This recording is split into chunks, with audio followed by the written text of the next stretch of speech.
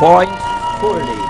When a coach or business leader needs to get a job done and encourage the efforts of others, what's the secret? How do you help? How do you get people with different levels of skill to be successful? How do you develop each of their talents to the fullest? Well, there's no secret except to realize that every individual responds to a leadership style that fits them. No two people are alike, so to help them, a leader has to flexibly provide people with what they need most.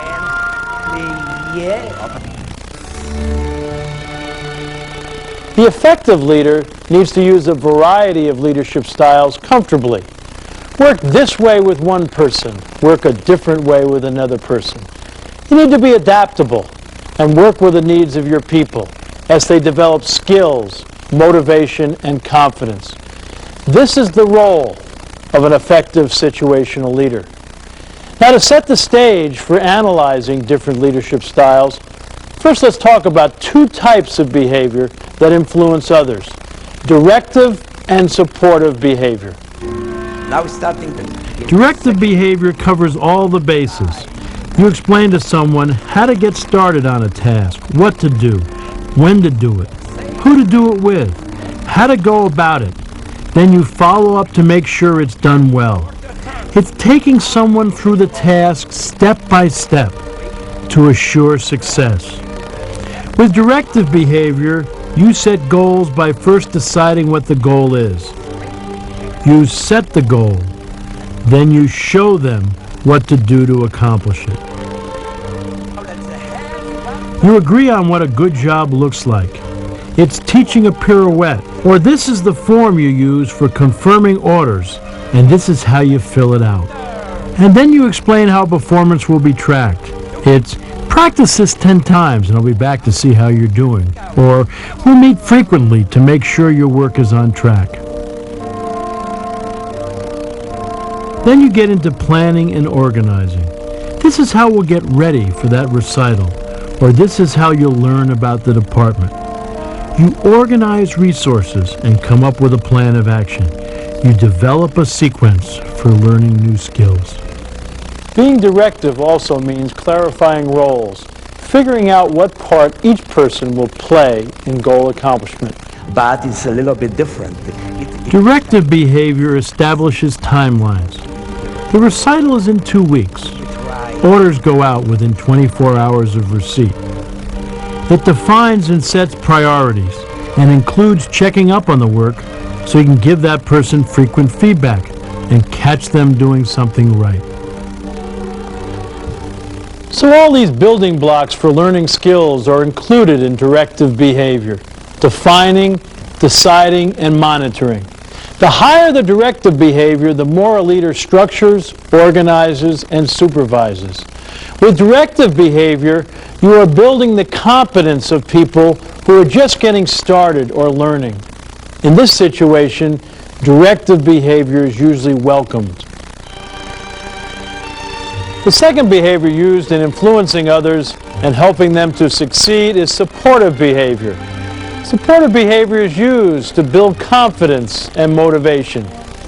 That's very, very nice forte. Do it again. Supportive behavior helps to develop a sense of partnership and mutual trust and respect between the employee and the leader. Now listening, praising, and involving others in decision-making and problem-solving are the way to influence people and get things accomplished. Imagine yourself as a Chinese. Who would do it?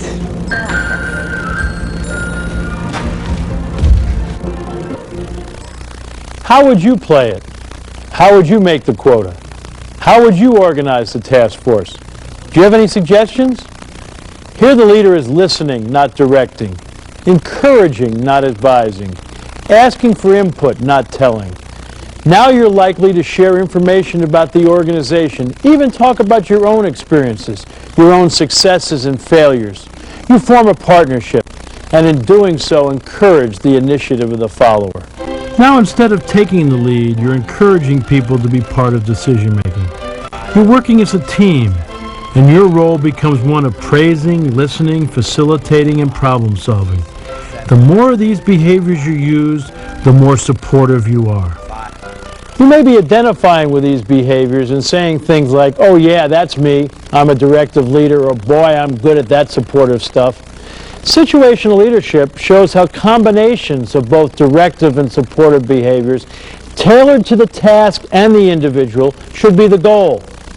To help diagnose how much of each behavior is needed in different situations, we've defined 4 combinations of directive and supportive behavior. Let's start with Style 1, high directive behavior and low supportive behavior. In Style 1, the leader is the architect, map maker, teacher, and boundary setter. When people are getting started, the leader provides it all: clear goals, action plans, timelines, priorities, standards, and feedback. Before you do a Style 1, there's some pre-work or planning behind the scenes that needs to take place. The pre-work is the choreography, if you will, envisioning what a good job will look like and then figuring out a way to track, observe, and monitor performance. The Style 1 leader develops a definite action plan and sequence for learning. All the resources are lined up and the systems for training, performing, and decision-making are organized. The leader's role is important in Style 1. You are defining the goal, sharing the game plan, providing the resources, and teaching and showing the employee how to do the task. You set up the opportunity to observe performance and provide feedback. Remember, Style 1 is appropriate only when it is matched to the employee's individual developmental needs. Now let's move to Style 2. This style is high on directive behavior and high on supportive behavior. Now your pre-work involves collecting information about performance and organizing in a way that's descriptive and helpful to the individual. The leader has to determine if the person is on track. Then, using Style 2, offer perspective and provide the opportunity for discussing questions and concerns. Realize they might want to vent. That's okay, because that leads to explaining why a task needs to be done, then soliciting ideas and talking over alternatives. Okay, do you have any more questions about... Here the employee is involved in decision-making. A dialogue is encouraged, so together the leader and the employee clarify purpose and goals, roles, standards, and action plans. A Style 2 leader tells stories and uses emotion to create energy and give meaning to the work people are doing. See that she's having, or is this her own private daydream that's going on with the prince at that time? Well, it is her private.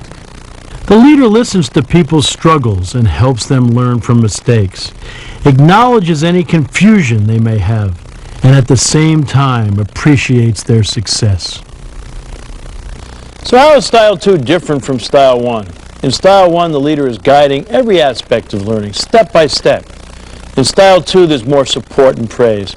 You get two-way interaction going by involving people in decision-making and mutual problem-solving. There's less defining, instructing, and one-way communication. Instead of deciding, there's more explaining. Instead of telling, there's more clarifying. Instead of an emphasis on how, a Style 2 leader concentrates on what and why. The nature of listening also changes.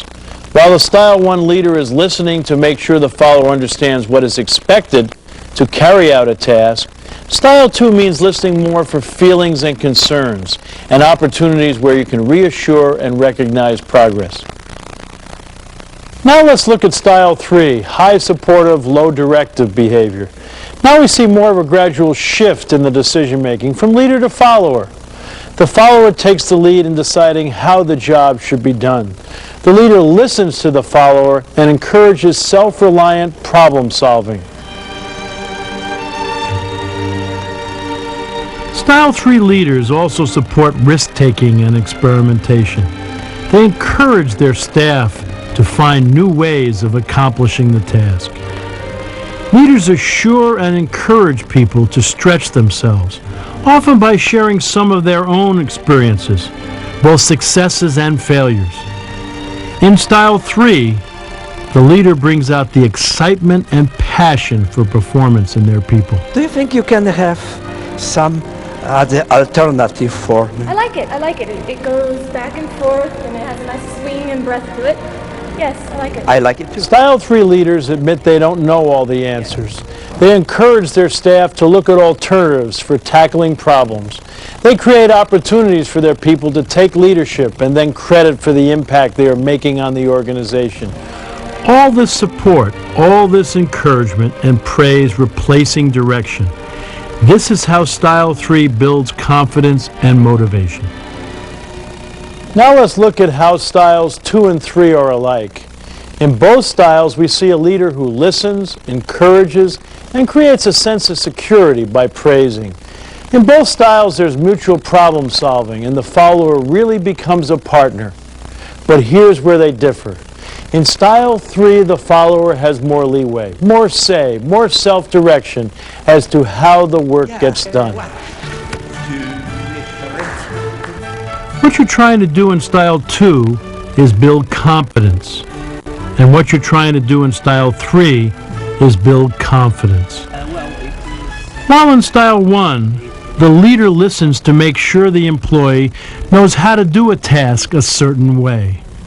Here in Style 3, the leader listens to make sure the employee understands that problem solving is in their hands. In Style 2, followers follow your direction. But in Style 3, the goal is to help the follower build self-esteem. So you ask more than you tell. You encourage experimentation. You want the follower to come up with new ways of doing things. In Style 3, the leader becomes a different kind of helper, more of a colleague or a peer, engaging in joint problem solving and decision making. Now let's describe low supportive, low directive behavior. In Style 4, the follower becomes more and more empowered, to the point that now goal setting is largely done by the follower. Now your people develop the action plan and control decision making about how, when, and with whom. 3, 4, 5, and 6, 7, 8. Now empowered to get their own resources, employees observe and monitor themselves. 3, 4, Performance is evaluated only periodically. 2, The primary task of the leader is to continually challenge these performers. 3, 4. You need to also acknowledge and affirm their problem-solving and decision-making skills. Together, you and the employee celebrate their successes.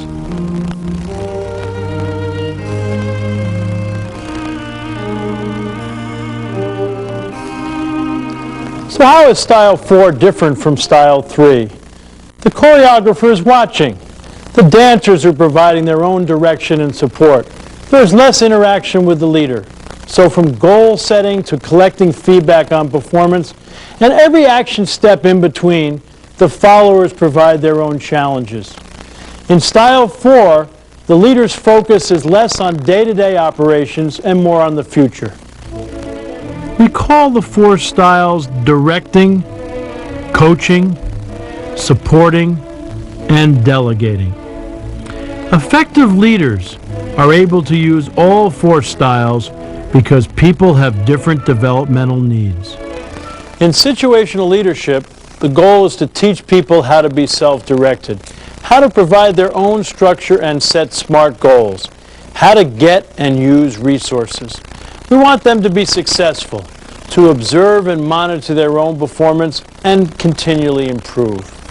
When a problem comes up, you need followers with skills and resourcefulness to handle it, and they need confidence and trust in themselves.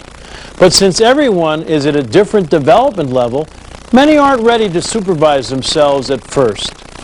Using the right leadership style at the right time helps followers move from dependence to independence, from needing a lot of direction to autonomy and self-reliance. This is the goal of situational leadership. This is why flexibility in leadership style is so important.